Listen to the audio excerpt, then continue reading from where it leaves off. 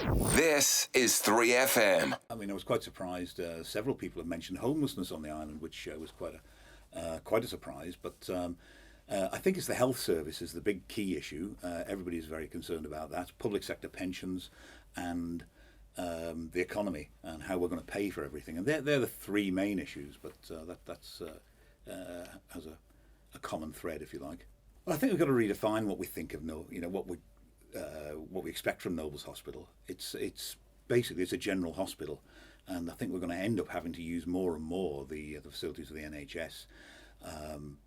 But one thing we really have to do is we have got to look at the waiting times for appointments, not just with the hospital, but with GPs, etc., etc. And I think one way of tackling this problem is to let the people within the health service look at the issues themselves, and perhaps introduce something like Kaizen, which is basically the art of continuous improvement. Try and get people to identify the problems and resolve them themselves. And it's quite a good process. It works throughout industry, and I believe several government organisations throughout the world have now taken that on.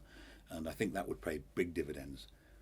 The big thing, I think, really is we need to look very closely and inwardly at ourselves, because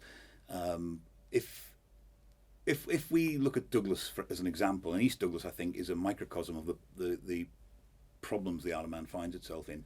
It's been neglected, and really, if we're going to attract business here, we need to have a great offer within Douglas. We need a vibrant culture, a vibrant lifestyle, and we need a beautiful seafront, really. And we can come on to the promenade later, but that is something we really need to sort out, and we need to be able to create a vibrant environment to bring young people to the island who are going to live here and stay here and work, and that will begin to build the process. It's not going to happen overnight, I'm afraid. I think we've missed the boat. We've let it decline too far, and we've concentrated on areas which really, I'm not saying we shouldn't have concentrated on them, but we should have diversified more in the past.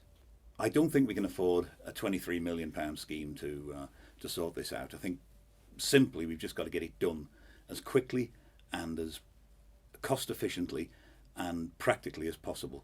And yes, we should retain the horse trams, but I think they should probably be on the seaward side of the roadway.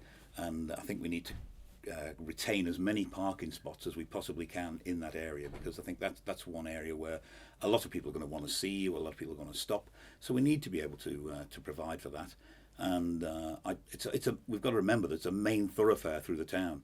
It's one road which people use an awful lot during the day. So it's not something which we can start having shared spaces and things like that and slowing traffic down. We've got to be able to let traffic flow freely through there. One thing which we could do is, I mean, if we're sending people, it's very difficult to do something about tuition fees, university tuition fees. But I think that if people do come back to the island, I think that we should possibly cancel the debt. We should set up some kind of way of these people getting funding for their university education, and then if they actually do come back to the island and they stay for a certain length of time, we should cancel the debt. I think that's one way of encouraging people to come back and to possibly set up business. And there could be a time scale on that. They could come back within 10 years when they've got a bit of experience, but as long as they actually come back, that debt could be cleared. They've tread water, basically. They haven't tried to change very much at all.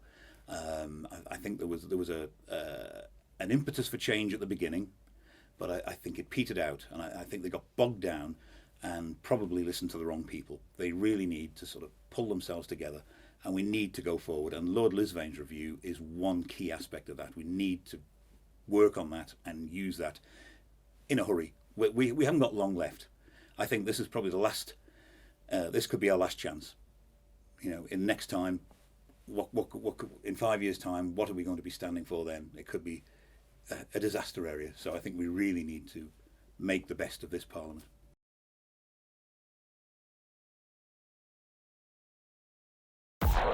More music for the Isle of Man. 3FM.